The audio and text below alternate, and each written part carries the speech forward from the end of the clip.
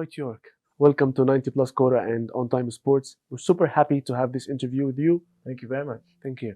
You brought magic to Manchester United. Let me start with a question about the Champions League final. We're obviously talking about the iconic Champions League final 1999 against Bayern Munich. Take me through the last 3 minutes of this game. Well, in the moment of the last 3 minutes, it's a game that we didn't play particularly great, and we felt at that time the game was getting away to us. We know we were coming into the final few minutes of the end of the game, and we needed something to happen very quickly. We've been through a lot as a team, having won the Premier League and the FA Cup. We felt that the momentum was with us at the moment, but as the game progressed and as the game come to a closure, the managers brought on a couple of players, which was Teddy Sheringham and Ole Gunnar Solskjaer. So the manager is going all attack-minded. We need to get a goal. We need to find something to happen in this last 2-3 minutes of the game. Even Peter Schmeichel with Peter Schmeichel, when then lucky enough we had a corner, and then Beckham, which we's known for, delivered the perfect sort of delivery, and the ball ricochet a couple of times in and around the penalty area. We kept it alive. We kept the ball bubbling. They couldn't clear the lines, and then luckily enough it fell to Teddy Sheringham. And it was you, Stam, Giggs, everybody. Yeah, we are scrambling in the box to try and keep the ball up in their half, because obviously closer to the goal we can always get a goal. And the ball fell for Teddy Sheringham, and then at that moment we got the equalizer. But and so looked like at one moment where we looked like we were going to lose the game. We gone from that moment to changing that, we have a lifeline here, and this is something that Manchester United is very good, particularly under Sir Alex Ferguson. We get one goal and we have this attitude of never say die attitude. We score so many goals in the last minute of the game. And this was another episode of, we didn't think that we could score a second goal, I have to be honest. I thought we were going to go into extra time and then it all unfolded. But then even I couldn't predict what was going to happen, which is when Ole Gunnar Solskjaer scored that final goal in the last minute of the game. Before the game, you said that every football player wants to be a Man United player at this particular moment. Yeah, and quite rightly so, because what we did or what we were about to achieve was a historical moment. And so every footballer in the world would be watching the Champions League. And every footballer either wants to be a Manchester United, because if they win the Champions League on that day, then no other team in the history of British football has been able to do that. So that's the reason why I said that every player want to be in the position that not just myself, but the rest of the team were in that on that day. That's great. Many players have their own pre-match rituals and lucky charms.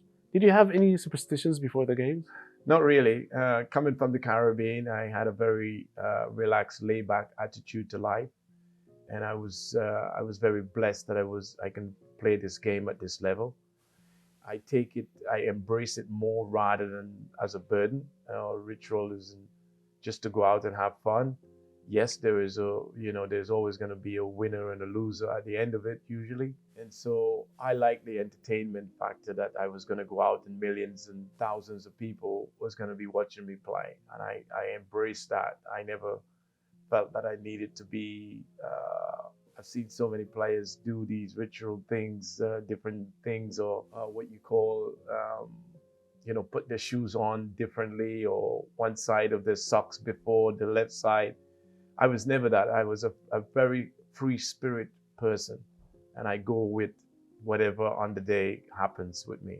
I was very easygoing in that sense. Everyone has witnessed the incidents with Vinicius Jr., Lukaku before him, Saka, Rashford during the Euro, and the list goes on. What can FIFA or other associations should do or can do to tackle the racism of and on the pitch? Yeah, well, it's something that's been going on for not just this moment, as you mentioned, those players. These are the new generation in the sports. But when you go back and you look the history of football, particularly my experience being in England for nearly 2 decades, racism has been something that's been there, part of the culture for a very, very long time. I think now with the social media that is actually at present, it's more been documented and more highlighted, and it's more sort of in the media domain. But what is happening is nothing new to us. It's something that's been happening for a number of years. So here we are 2 decades on from my time of playing, and we're still very much in a similar position. I think, unfortunately, there's a minority, a group of people who goes to games to cause that sort of problem. We're in a very high entertaining business of entertaining fans throughout the world, not just the local fans, but around the world globally as well.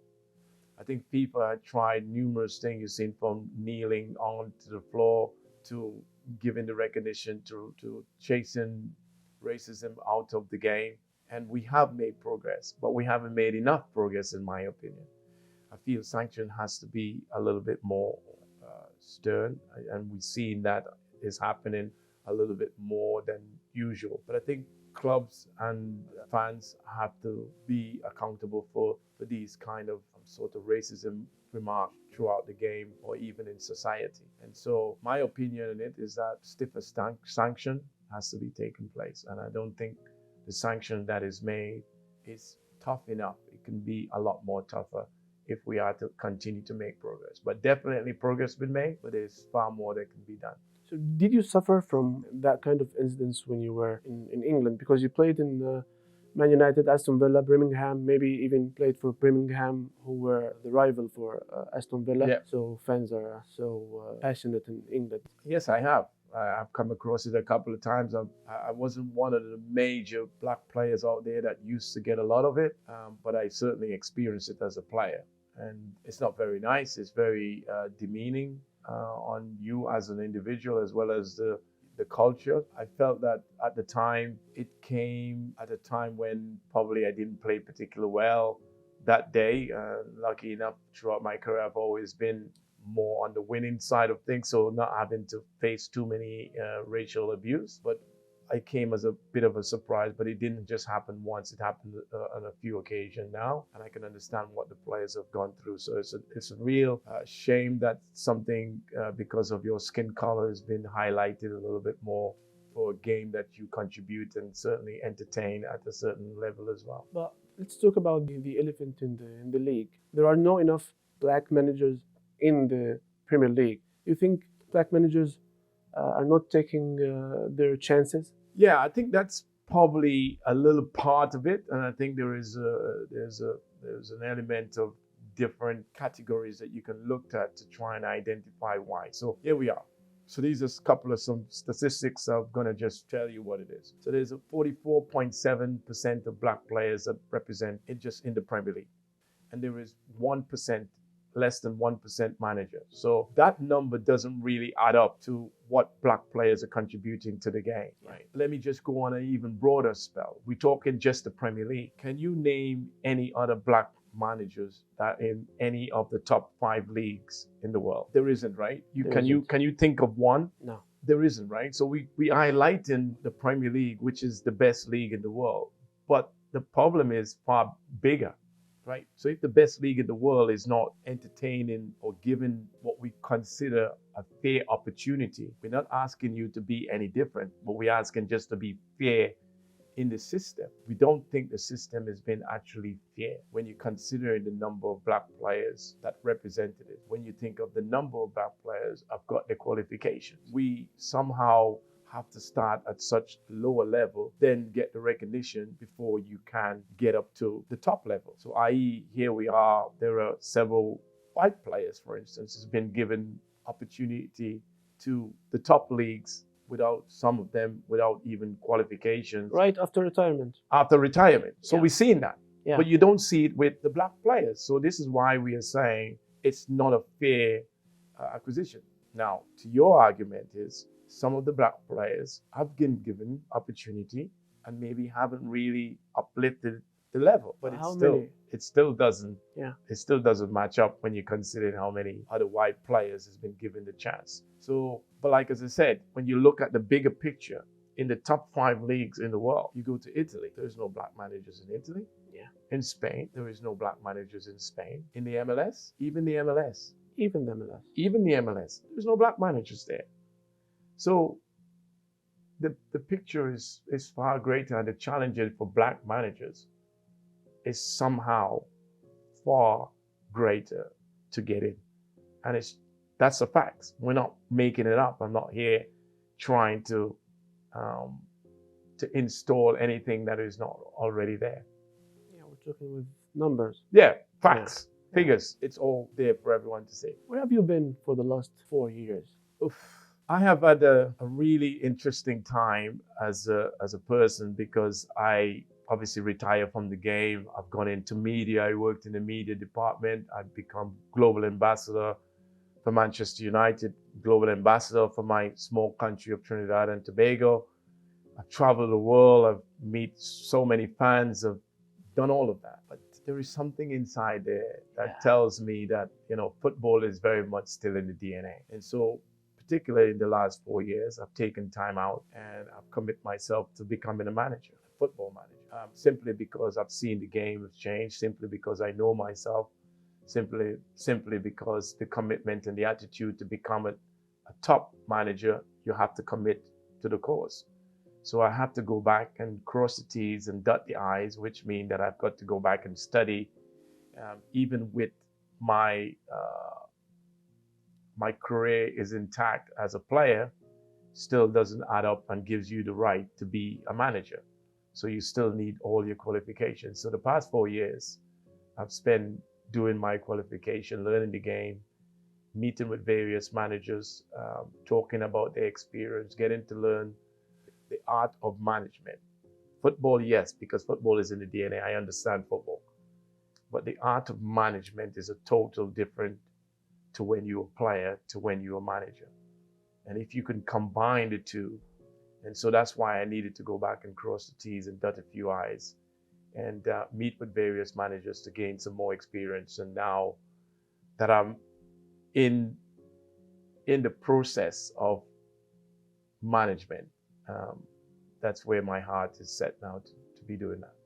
So now you're every now and then here in the Middle East. Are you planning in being in the Middle East for a longer time? Well, yes. Now that I've actually experienced my first managerial experience in Australia, and I've managed to win the FA Cup there and qualify for the Champions League. Just before the pandemic, I moved to Dubai. So I lived in Dubai for a couple of years. I've never, in that period of time, is when I realized that I needed to become a manager. I had time to reflect. The pandemic has given us all time to sit, relax, and then sort of, see what direction I wanted to go. So I've been living in Dubai for the last 5 years, although I went to Australia for the last year. So I consider Dubai now as my home. And so the Middle East is very much an area that I'm looking to explore. So I've now started taking more interest into football in the region. And this is where I want to be in terms of, sort of progressing my managerial career and then further going on to hopefully be one day a manager in the Premier League. As a start, can we see Dwait's York as a manager in the Arab country, Arab League soon? Yeah, very much so. I think this is where I realized, and the research and the people I've done in the last 6 months of talking to people in various areas, I think the Middle East is a growing league in the UAE generally. You just look across where Saudi is doing, Qatar just coming off the back of the World Cup. Dubai as a city is growing. I think the Middle East really is the place to be. I really feel that if you're looking for a young aspiring manager with a wealth of football knowledge in terms of, as a playing career, now easing back onto the journey of a manager, exciting, attacking football, I'm certainly the person that you want to be. Something refreshing, something new. It's a new idea, my new philosophy into football, the way we play, the way we approach it, and probably changing the narrative of, the expat getting involved, not just the local, because we realize from a local standpoint, the teams are well supported, but the foreigners in the country as well want, because football is such a global sport. Everyone's here in Dubai particularly in the Middle East, are really talking about football. People want to go to the football stadiums now and see these games and watch the domestic league, not just the Premier League. I feel that with me being part of that or added to that can contribute significantly in terms of growing the game in a way that football probably haven't been seen in this part of the world for a number of years. Yeah, that's amazing, and we cannot wait to see you a manager here in the Middle East. You formed an extraordinary partnership with Andy. How did it start, and how did it continue? Well, it started the fact that I obviously played 10 years at Aston Villa and sort of made my name at Aston Villa, obviously. And then when Manchester United, as they always do, when they recognize a good player, so Alex Ferguson said, that he wanted me to come to the football club to play alongside what already is a fantastic club, a huge club with a great history, with some of the best players that I would have never imagined that I would be playing alongside. So when I joined Manchester United in '98, I already know that they were an unbelievable team as it is, until I walked through the door and I saw the likes of Ryan Giggs and David Beckham and Roy Keane and Paul Scholes and Jaap Stam, Peter Schmeichel, Gary Neville, just to mention a few. This was an incredible experience. And so Andy Cole was someone that I knew before, and although there was a very strong rumors that he was likely to leave the football club at the time, he believed in himself and thought if he were given the opportunity alongside me, that he will be not just a good friend, but also a good footballing partnership that we can develop. And it took us 3 months to get together. But once that moment presented itself, because I was a new kid on the block, I was the most expensive player in British football at the time. And when you look around the quality that we had in Beckham delivery and Ryan Giggs' dribbling ability and creativity, with Paul Scholes with his passing ability and Roy Keane with his driving force, football was just made for both myself and Andy to really go out there and express ourselves, which the manager wanted us to do on every given day and every given moment in a game. So that was quite a remarkable partnership that even 25 years later, everyone seems to still be talking about because of what we did that particular year. Did you have any special training, just the two of you, or that was something you do? A lot of people say we had this telepathic sort of understanding. I think what helped us immensely, not that we both were very good players, of course, because to be at the level we were, we obviously very good players. I think what helps our partnership to blossom like it did is our friendship. Our friendship become closer by the day, the weeks, the months, and the years. We get to know each other a lot better off the pitch as well. And I think that sort of elevate our performances when we get on the pitch. Although we scored a lot of goals and although the combination was lethal at times for a lot of defenders in the Premier League and around Europe, I still want to pay a lot of credit to my teammates, the David Beckham, the Ryan Giggs and the Paul Scholes and these players and the Roy Keane, because without them we won't be able to produce the kind of stuff. And this is why a team performance is always more important than an individual. So that's the reason why we were very successful, because the team around us as well. But I still feel that team didn't get the credit it deserved. You feel that Man United team is underrated? No, I don't think so. I think what we done, no other team has been able to have done that. Although Man City at the moment is one game away to sort of matching what we did. And I think that we got all the accolade and praise at the time when we were playing, and even to this day we still do.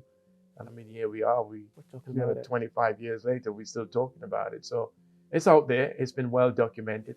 It's in a far greater thing. But history is history.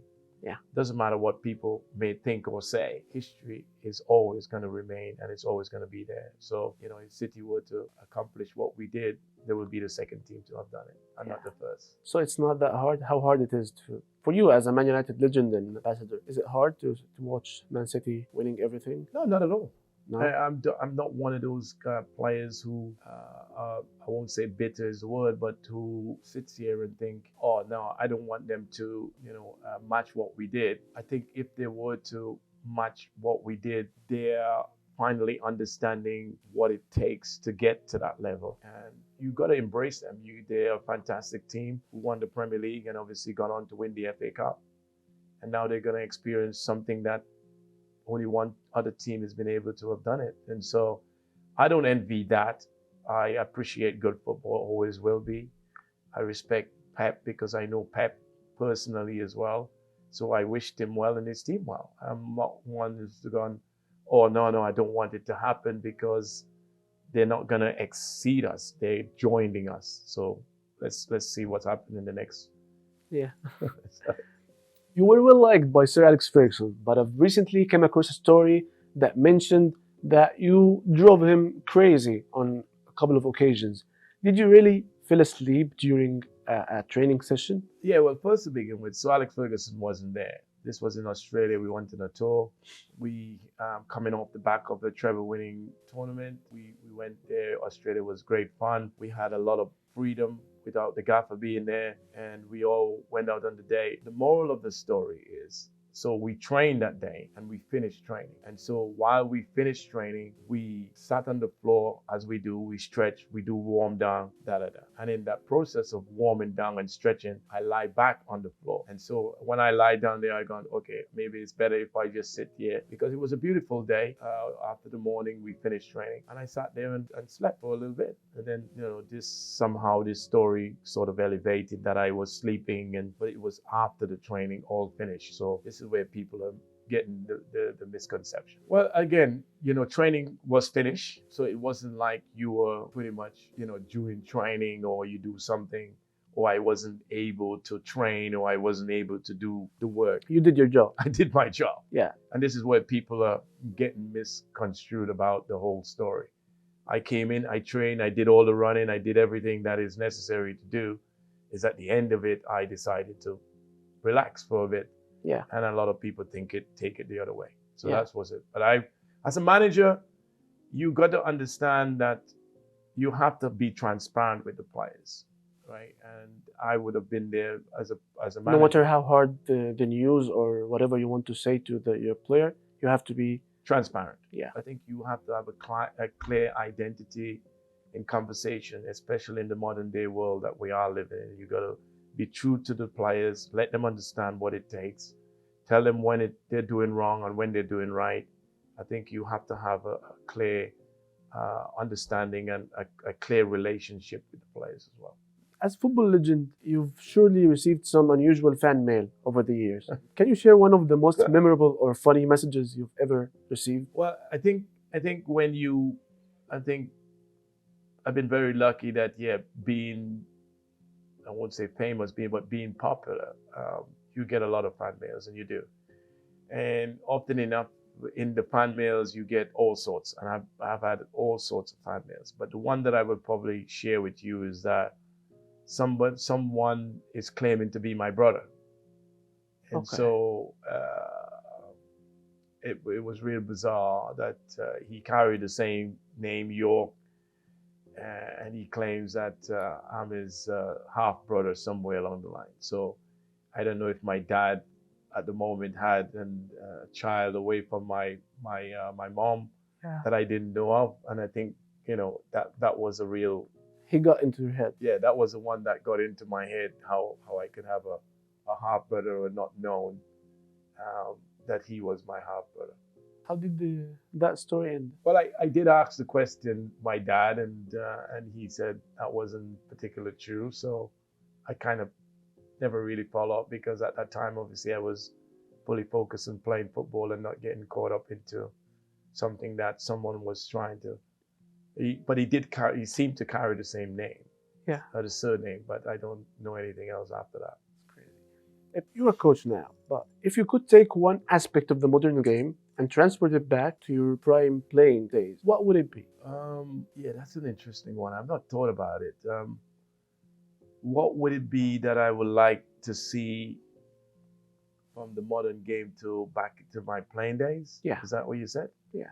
really haven't thought about that, because the game is, the VAR has been introduced to it. I think the delay on celebration is crazy because everyone is like in that moment. You score a beautiful goal, you think it's a goal, and then now you have to wait for VAR to give you clarification, right? Yeah. That moment, although I can see VAR point in getting it supposed to be 100%. Sometimes they don't get it right, even with the VAR.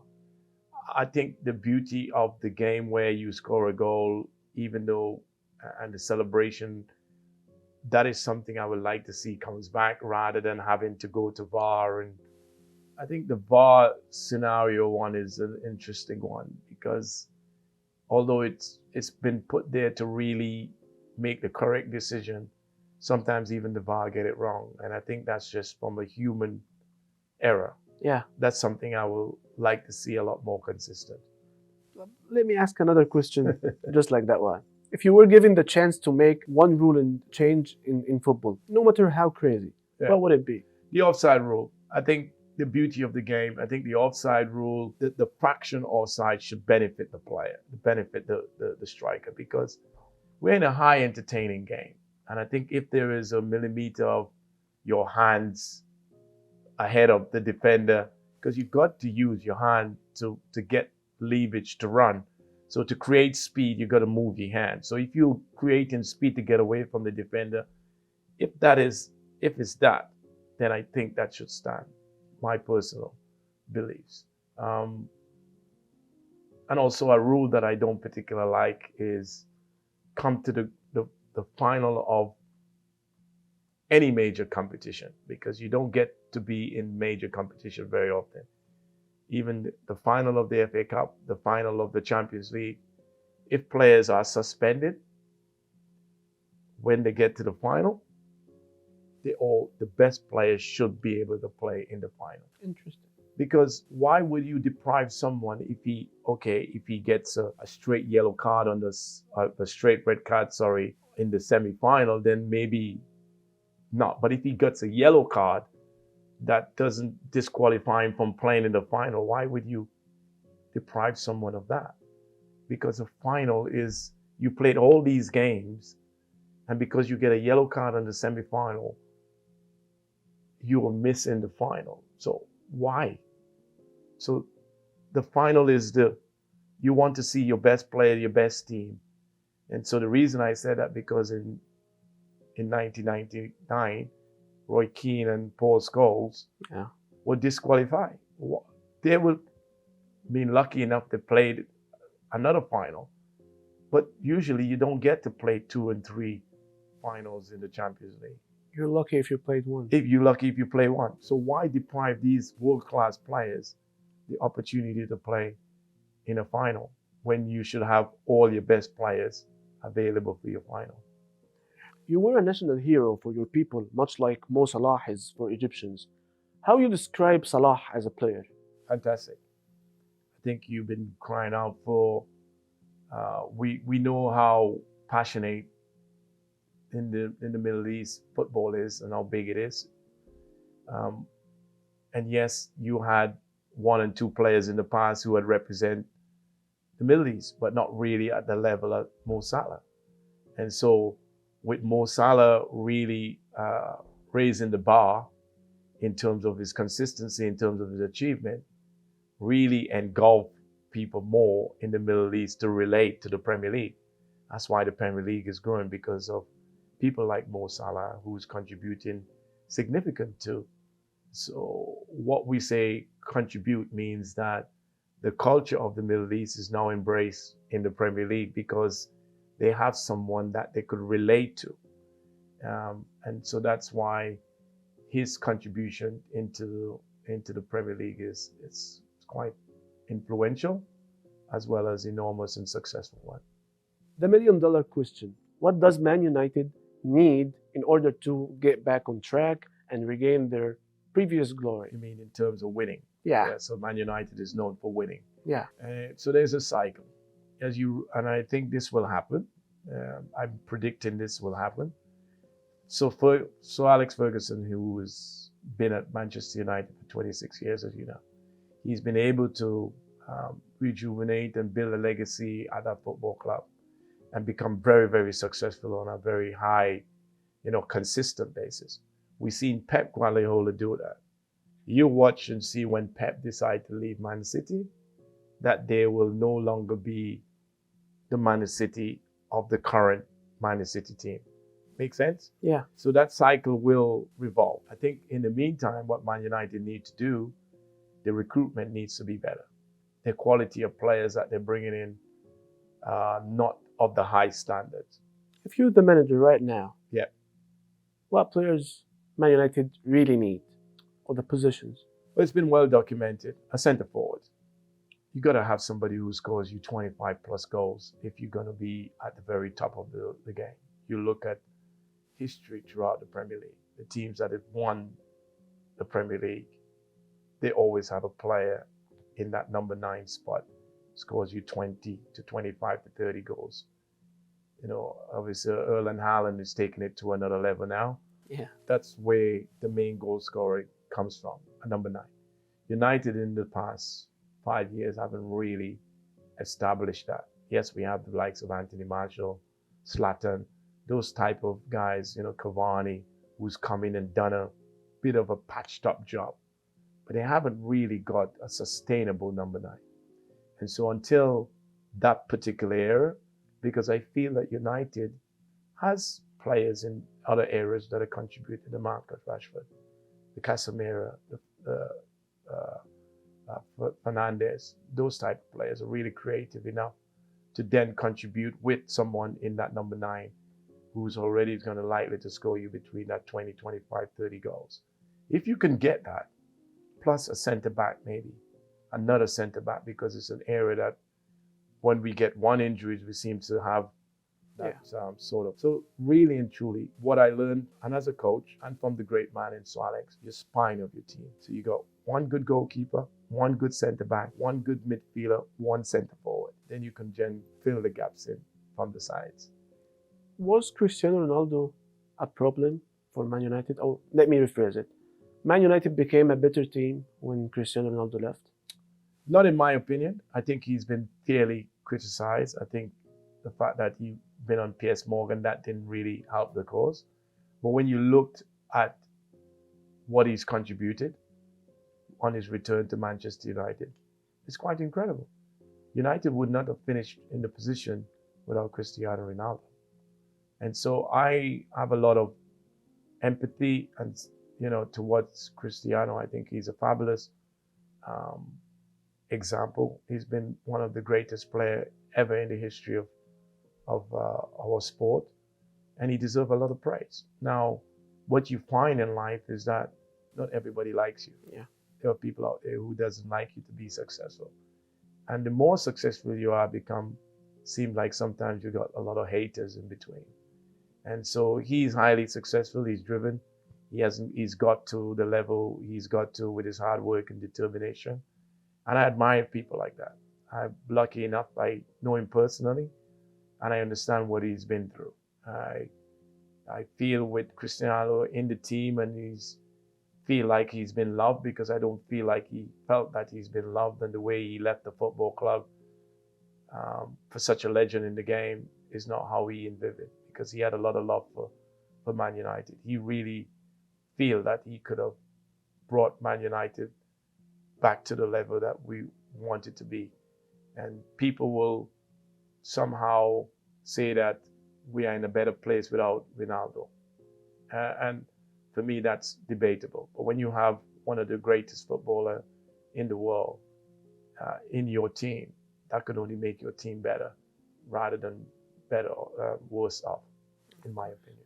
Of course, of course. How would you describe the influence of Sir Alex's famous speeches and the concept of Fergie time? Yeah, well, the gaffer is totally different, isn't he? I mean, he was a unique character, obviously a winner in that. He was also a father figure to many of us.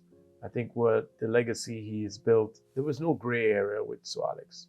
It was black or white. You either come on board, you deliver the level, the consistency about the football club, what you represent, and he asks you to be at your best every time. He demands greatness. He demands from his players week in, week out. And I think that's a unique ability to kind of have that sort of consistency from your players. He set the tone, he set the example, and he expects his players to follow. I think also he's built his legacy on never give up. You know, you never know. It takes a second to score a goal. And so he embedded that philosophy, that mindset within the players to keep going when teams feel like they can get a point, we can win the game. And so he drives you forward every time. So that's why that sort of legacy is very unique. How did this inspire you as a coach? Well, I've been lucky enough to play under the greatest manager in British football. And although the game has moved on in different aspects, but some of the fundamentals that Sir Alex Ferguson had brought to this team is some of the things I will always take. And those desire to win football matches and to commit to the sport and to have a belief in your mindset, you know, and the things I still speak to him to this day about. I can't be Sir Alex. I can't be Pep Guardiola. I can only be Dwight York. You know the game. You play the game at the highest level. Now it's the management side that you have to manage and influence who in and around you. Also to build, you know, that culture in the football club, that winning mentality, and to change the narrative of how people think and how they approach the game. That is part of my responsibility of being a head coach. And that's what I will take into my coaching philosophy to get these players to believe in themselves a lot more. But you were believing in the coach and yourselves. How can you drive the players to believe in the coach? Well, first, as a player, because I've got the experience as a player, so I can relate that to the players. Now, as a coach, it's my time to then influence, what you call influence, or to get them to believe in what we are doing here is the correct way to do it. You have to have the full support of the players to make sure that they understand what you are trying to get them to do. That's the biggest challenge of the coach. And I think with your playing career, there are some similarity there that the players can understand what you are trying to explain to them. With all the changes with the football world, do you think being a coach now is harder than the previous era? No, not really. I think it's much more easier. Really? I think the expectation of, people wanting success more, the owners and the chairman and the CEO, the fans want immediate success. Yeah, but when it comes to the players, the mentality of players changed? No, I think there is a process, because when a new manager comes in, yes, you can bring new energy to the football team. But in terms of your playing style, you know, you gotta have to assess the players, what type of players, what level they're at. And also they gotta buy into your way of thinking and your way of style of play. So there's a combination there. The reality is that there is more accessibility, better facilities, better coaches, more database, more sports science. All of these things are more easy accessible to the players. Back in the days when we were playing, you didn't have those databases. The sports science is a big factor of it. How far they're running, how fit they are. You know, you get into watch teams, you can break teams down a lot more, seeing players' strengths, see their weaknesses. So there is a lot there that players now can, to their advantage. And so it's my duty as the head coach. Also, we have bigger staff backing, so the players have more accessibility to a lot more information than when we were playing. So I think as a manager, it's much more easier. But the difference is you have to produce the goods. You have to have more W's, more wins, rather than losses. But it's a process. It doesn't happen. It takes a process. Yeah. But the problem is, how long would you be given to have that process then delivered? And that's the speed of management now. That is the difference. That now you have a shorter time to deliver success to these teams. I would tell you some names and I want you to describe each with one word. Okay, Peter Schmeichel, the best. Gary Neville, Gary Neville, hardworking, Stam, colossal, Beckham, fabulous, Giggsy, incredible, Scholes, amazing, Roy Keane, winner. Solskjaer, Can I come back to that? Solskjaer, yeah. Andy Cole, King Cole, King Cole, Shringham, clever, Sir Alex Ferguson, the Godfather. the Godfather. I feel like all the 1999 squad feels that Ferguson like a father to them. That was the relationship even in the locker room. He had that father figure present. He was totally in control of the dressing room.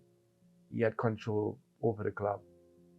And that's why I describe him as the Godfather, because what he said goes. He knew everything that revolves in and around the football club as well. But also what his main strengths were, I think, from my personal. He had a good eye for good players. He didn't always have it 100%, no one does. But he had the correct players. He knew what the players to bring into the football club. I think that's a real art in itself that he doesn't get a lot of credit for. He knows exactly the players that he was bringing in that will make the team better. So that's a real plus.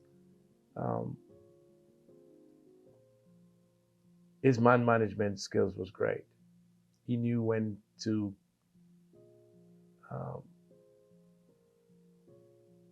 sort of not play with your mind, but get you in the right frame of mind for the game. He will build you up.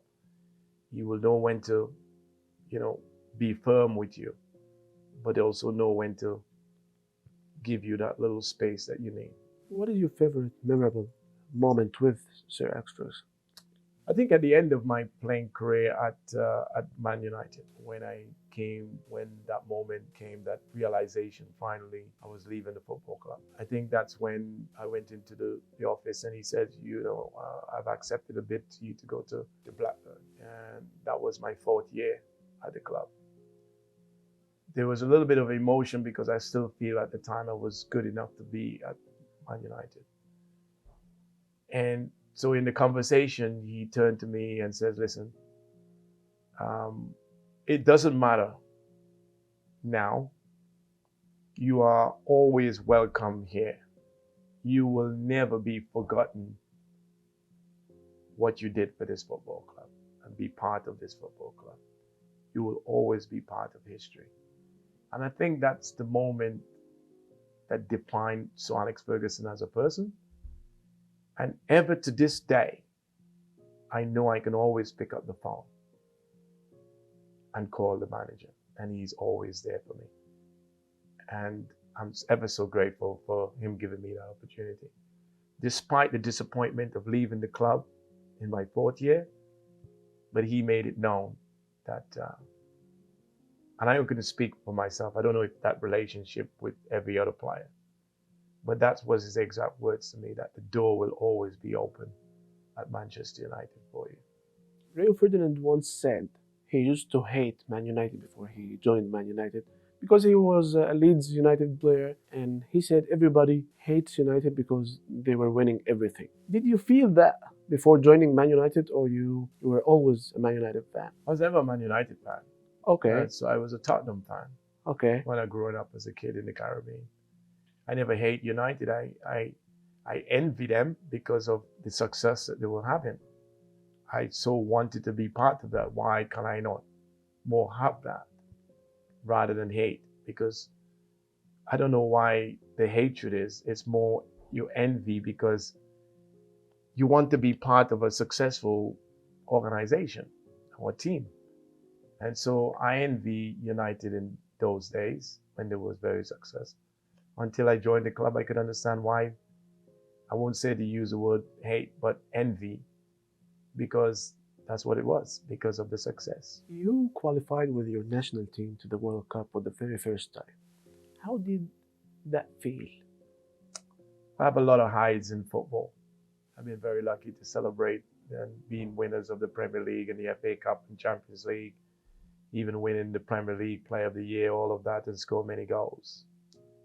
Qualifying for the World Cup was probably, if not probably alongside the treble winning year, the biggest achievement. Because the simple fact, not obviously I was born there and very patriotic to my small island of Trinidad and Tobago. Population of 1.2, think of 1.2 million people. To be on the biggest stage, to be the captain, and literally to the end of my career, because I was 34, 35 years of age. So I felt that moment would have never come.